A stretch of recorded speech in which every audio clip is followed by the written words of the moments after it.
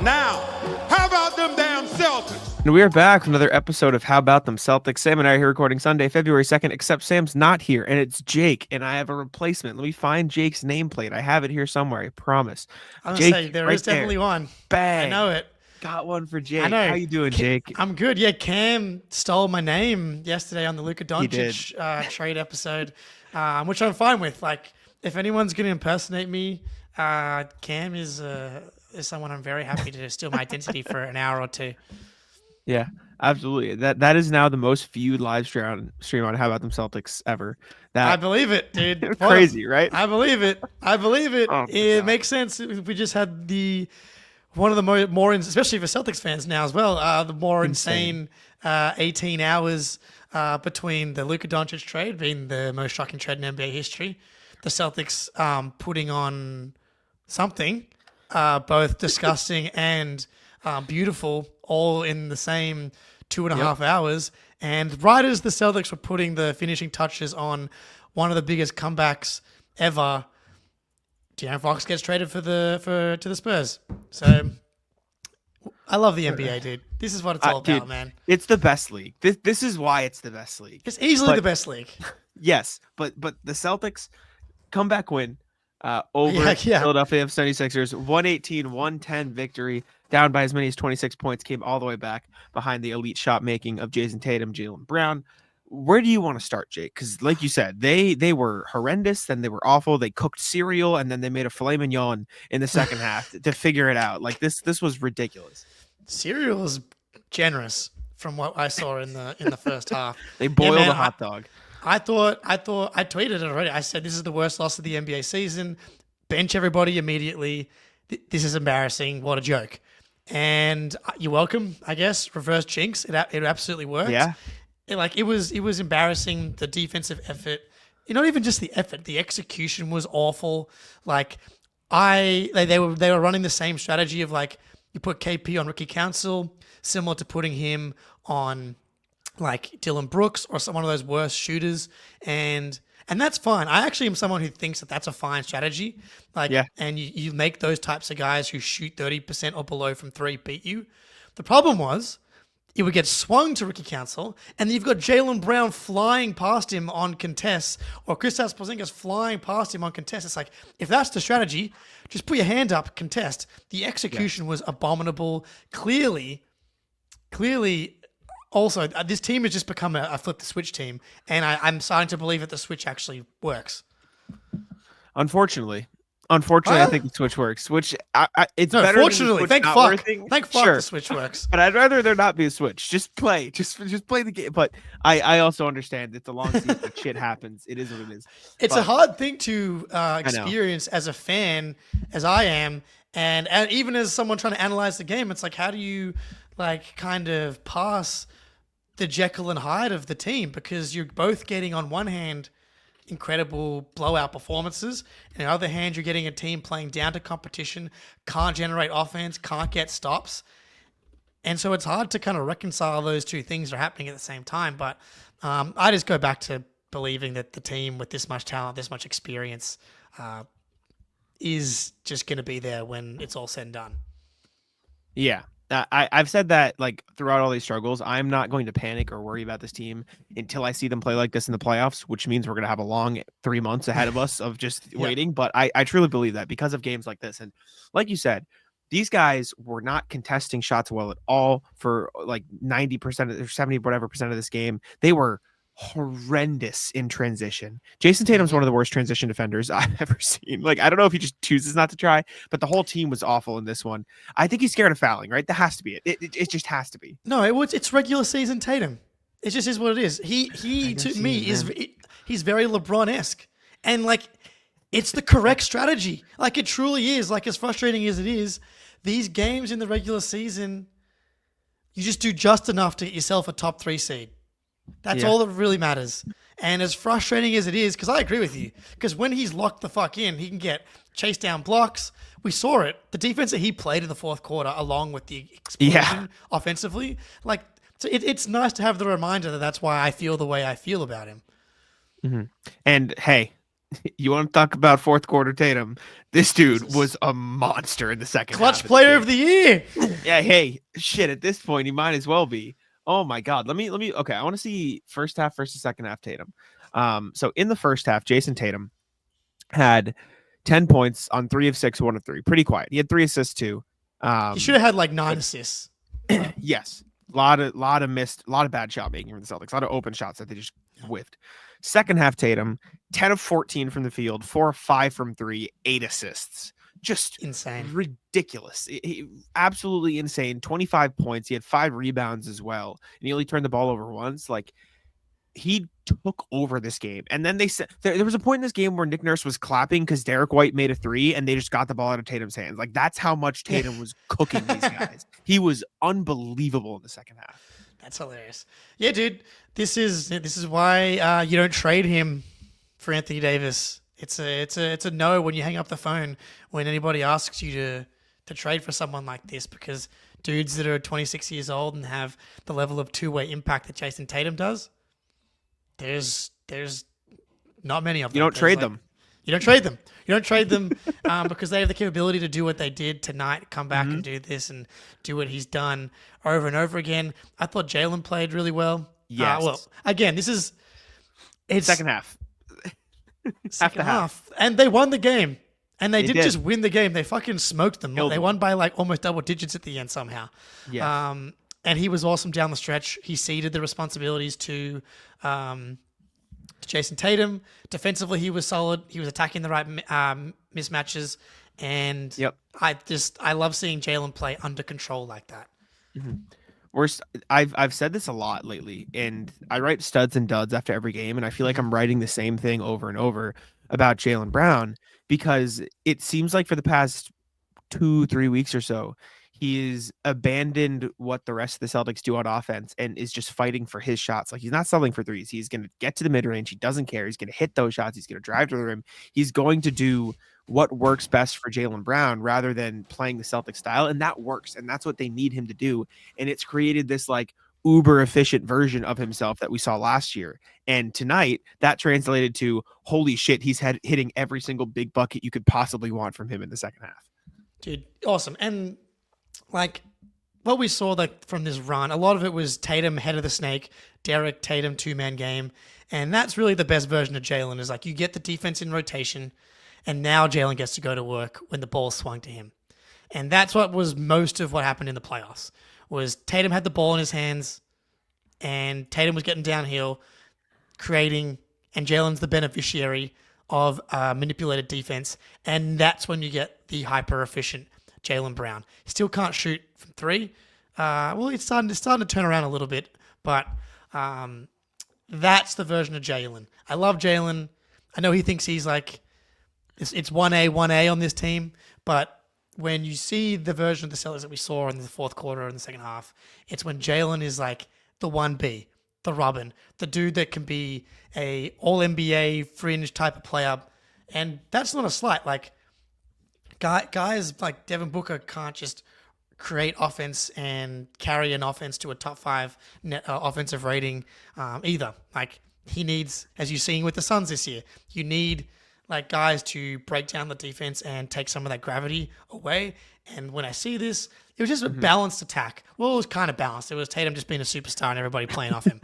And that's the best version of the Celtics. That's good balance. That's good balance by my books.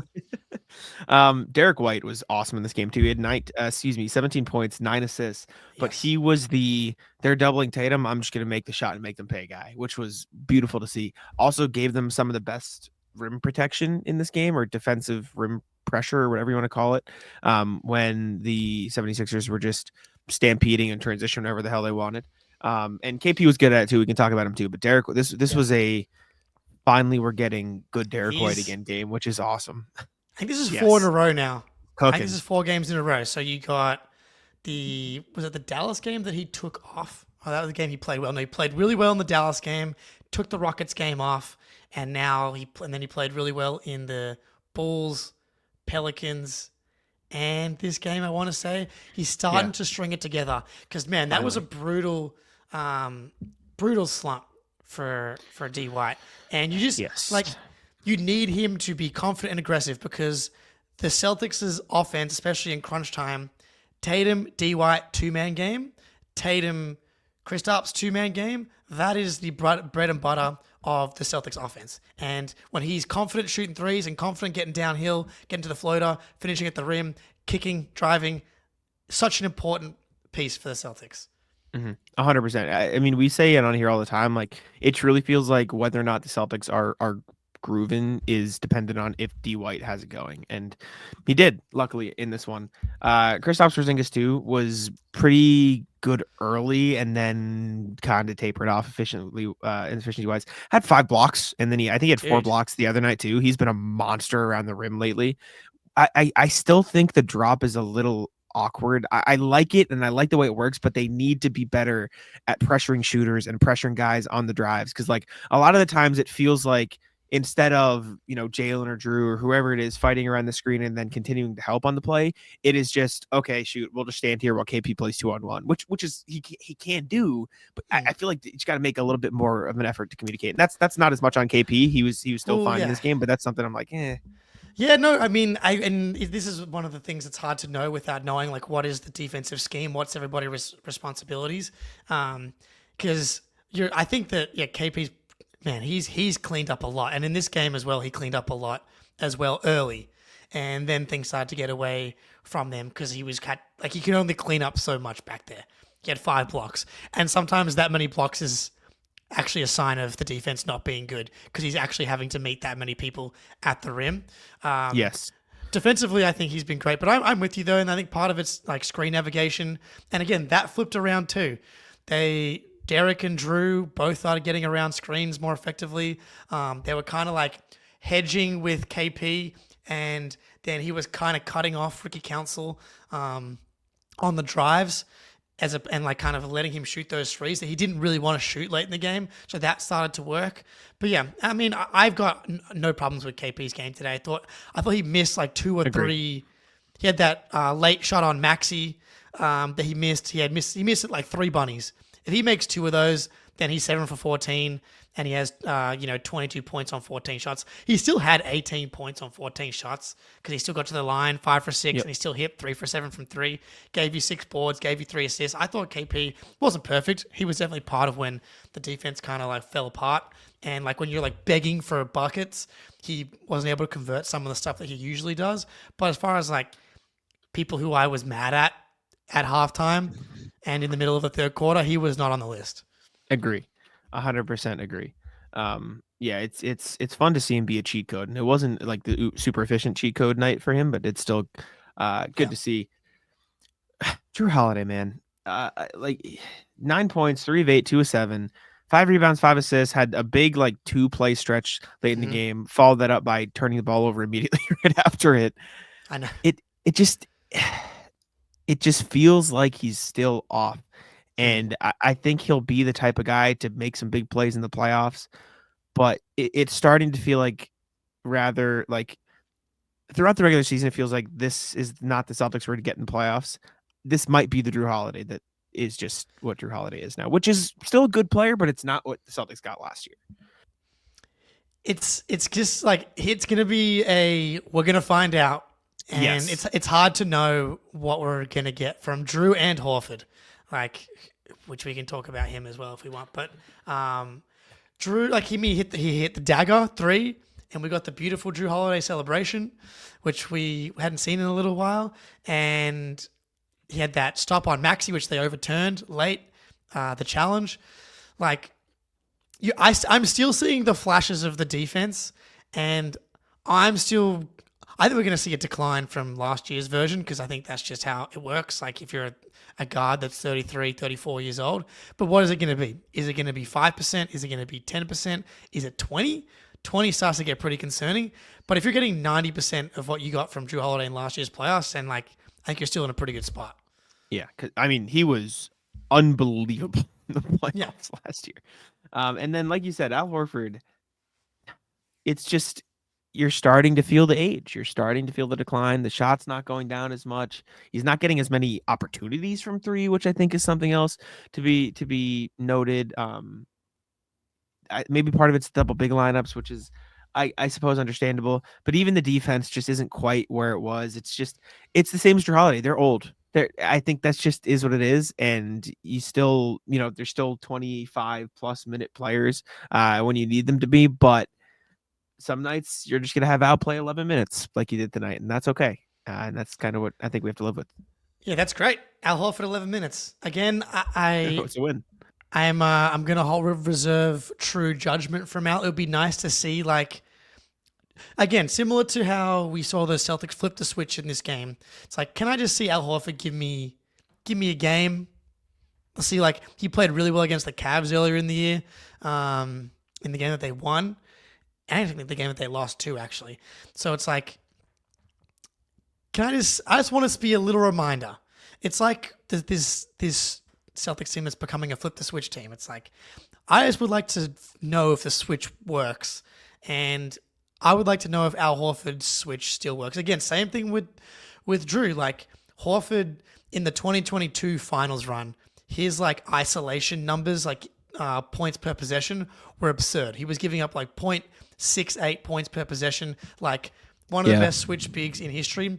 And then in the most recent playoffs, it was at like 0.89. Like, it was still really good, but it was like a decline. It was really good for anybody, but it was just a decline for Al Horford.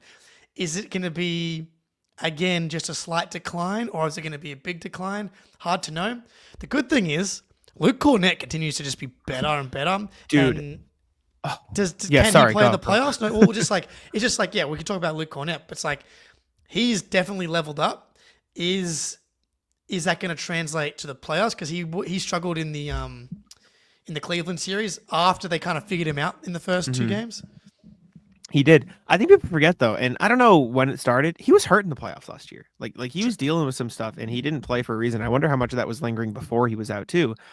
I've said this like just chatting with people at games and on the pod before.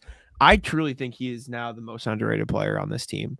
Luke Cornett is so good, and he didn't show some of the parts of his game that really like shine today, but he's great rebounding the ball. Despite what people think after that disastrous end to the Rockets game, he's a great defender on the interior. Like he truly is when he's put in the right spots and he's playing in the half court. And his passing is so good. Like the plays where they go just run a screen for Tatum, catch the ball in the middle of the floor, and then make a read. It is shocking when he doesn't make the right pass. I'm like shocked when Luke Cornett makes a mistake. Like that is the ultimate compliment. He's so good. He was a plus 17 tonight. Him and Hauser, by the way, fully back. Yeah. I heard Sam said on your show that he's dead. Shame. Banish this guy. Shadow Realm. What Sam are we doing? Got flamed in the comments. Good. Deserved. For that one. Yeah, I agree. Yeah. Dude, Hauser's been cooking 4 for 7 for tonight. Hugely, obviously important. 5 for 7 against the Clippers in the overtime win. Obviously hugely important on Cornett because like he's gotten really good at offensive rebounding, and I wanted to look up like where he kind of stacks up. So of players that have played at least 20 games this season, do you want to guess where he ranks in offensive rebounding percentage? Sam Hauser? No, Luke Cornett. Cornett. Luke Cornett. Okay, I was like, what? Cornett. He's got to be like top 10? 15. Maybe? 15? That's fucking good. He's so good. That's really good. That's legit, man. Like that's ahead of Sabonis, and that's ahead of Valanciunas, Pirtle, Hartenstein. Sabonis is crazy. Gobert. Behind like some big dogs, the Steven he's so Adams good. of the world. Yeah, dude, he's just really, really solid. And this, like, thinking about the trade deadline, I'm like, the Walker Kessler stuff. I'm like, sure, you want to make an argument for he's like your 5-man of the future. He's just like Luke Cornett that was drafted higher and that has better publicity, and no one's actually watching him play. This is what I said. I don't know when I said this, but I have said Walker Kessler, or I say this about Zach Edey all the time. The worst Zach Edey is going to be is Luke Cornett, and that's a damn good NBA player. So I don't know why people are so concerned about him. Like he's fine, he's good, and I think Edey will probably be better than Luke Cornett. But like if that's his floor, like that's pretty good. Pretty good. 20 minutes on a team. I was gonna say you're gonna play 15 years in the NBA. This was when people were like, "Oh, I don't know if he's an NBA player." Like, of course he's an NBA player. What are we doing? But yeah, Cornett's amazing. Hauser, monster game. He's fully back, 4-7 from 3. And they were like, Celtics are floundering, gasping for air. Please, God, keep us in the game threes that Hauser hit, which was huge. And then Sam's not here, but Jaden Springer played in this game. 6 minutes. Solid. He was fine. He didn't hit his shots, and that's the biggest concern. But like he came in the game. To corner 3. I know. Keep their head above water. That 3 was never going in. That was just. But it's still okay minutes, especially defensively on Maxey. So, dude, his defense is no joke. Like the on-ball defense, he came in and they went on like a 8-3 run immediately. And in hindsight, that was very important that happened. So he was a +0. That was great. Yeah, man. His on-ball defense is legitimately good. He fights for rebounds. The problem is he has no perimeter player skills on offense. He can't dribble the ball, can't attack closeouts, and he can't shoot. He cannot shoot. The dribbling is almost so more surprising to me. I know, because like, he was doing in the summer league. We saw him. He's a guard. Like, what happened? He's a guard. He is 22 though. It's like bad. I don't know how many. It's like one of those guys where it's like he's still only this age. Like, I know. It's but so I think he's definitely still on the trade block. I wouldn't imagine that this stretch of players changed drastically how the Celtics feel about him and how Brad Stevens feels about him. Well, but it's good to know that he can at least play defense. The only thing is, if they trade for a certain player that makes under Tillman's salary, maybe they'd rather trade him. Yes, agree. I mean, I'm at that point too, and you know how much I love Tillman. I mean, I just say, dude, it's tough out here. He's definitely not going to hit the 100 attempted threes. Oh, thank God. Yeah, dude. Goodness gracious. We did a trade deadline guide, and we were looking at some of the guys that would you could trade Springer for them, but not Tillman, and then the other one. And I mean, hey, if we've learned anything about the Celtics from them signing Svi and O'Shea and trading for other guys, Yershon Yabusele putting up 21 means they're going to trade for him. So welcome back to Boston, Yabu. This means you're back. And he makes under Tillman's salary, so he could be traded with seconds instead. I wouldn't mind Yabu. I mean, my dream target, I don't know if you said this before, but I was looking at salaries. Yabu too, but my dream target would be Tamani Kamara. I don't think the Celtics would have the money or the picks or the whatever, but like we got the money. What's it called? The picks. That's just me reaching for the stars. Yeah, that's just yeah. Someone said that in our chat, and I kind of laughed it off, and I know. If Brad Stevens pulls off Tamani Kamara, then just build the statue. He is essentially what you hope Jordan Walsh turns into. Yes, he's exactly fucking awesome. He's so good. He's a beast. He's a beast. So, but I just don't get why Portland would trade him. I guess the argument is because he's up for an extension, and by the time that they're good, he might be gone again, or they got to pay other guys. But it's complete wish casting. Yeah. But hey, Luka Doncic got traded for Anthony Davis, so who fucking knows? Who knows? But yeah, I'd like Yabu. He played really well. Maxey was a monster again in this game. Yes. Sixers hit some crazy contested threes because, of course, they did. But Celtics pulled it out, turned their defense up a notch, and then I think that's it. Is there anything else we missed that you think deserved shedding a light on in this game? Hey, man, Celtics are on a 3-game winning streak. First time in forever. When is the last time the Celtics were on a 3-game winning streak? Not as long as you think. Oh, I mean, it depends on what your definition of long is, but the late December, they beat the Raptors by 50, and then they went on the road trip and they beat the Timberwolves, and then they blew out the Rockets. It's been a month since they won 3 in a row. It's a long time for the Celtics. It's not a long time in the context of the NBA, but it's a long time for the Celtics. And for as bad as they've played since December, they have still only lost 2 in a row one time, which is insane. So I'm not worried. The Celtics are good. They got the Cavs this week as well, so it's going to be a very Cavs big, next up. very, very big week. I'm pumped. But what a week, dude! Holy shit! Oh yeah, what a week! This is why we play. This is why we play. Anything is possible. Oh, I love the NBA, man. Yeah. I love it. All right. Thank you so much for filling in. I appreciate you very much. Go to sleep. Yeah, I need to go write about De'Aaron Fox. I love the trade for the Spurs. I love the trade for the Bulls. I kind of like it for the Kings. Maybe I'm crazy. No, Zach LaVine's been really good this season. Yeah. And the way I've put it is, with the context that De'Aaron Fox effectively said, I want to go to the Spurs, the fact that they got an all-star caliber player who's playing like one and 3 first-round picks in 3 seconds for a guy that basically said, get me gone. that's a phenomenal package. Like they'll still be a play-in mixed team like that. I don't know. Maybe that's just me being higher in Zach LaVine than consensus. But anyways, thank you, Jake. Appreciate you. Thank you all for tuning in, dude. I like it for I like it for all parties involved. I just really like it for the Spurs and the Bulls. Yeah. The Bulls got their pick back. It's good for the Bulls because they got their pick back. But if we hadn't spent the past 2 years saying, "Oh my God, Zach LaVine sucks and they can't trade him at all," this would be a laughable. Like for his production, this is like Jesus Christ. But the context again is important. Anyways, also Jimmy just told the Warriors that he's unwilling to sign an extension there, so he's not going to go to Golden State. So fuck that guy, dude. He's staying in Miami. Then like he can't do like. NBA. It's the best reality TV show on the planet. Oh, yeah. It's the best reality TV show. Not even close. Amazing. Okay. For last time, appreciate y'all for tuning in. Make sure to leave a like, subscribe here. How about some Celtics? Subscribe to the First the Floor as well. Follow Jake on Twitter. Follow me on Twitter. All that good stuff. That's it for us. Goodbye.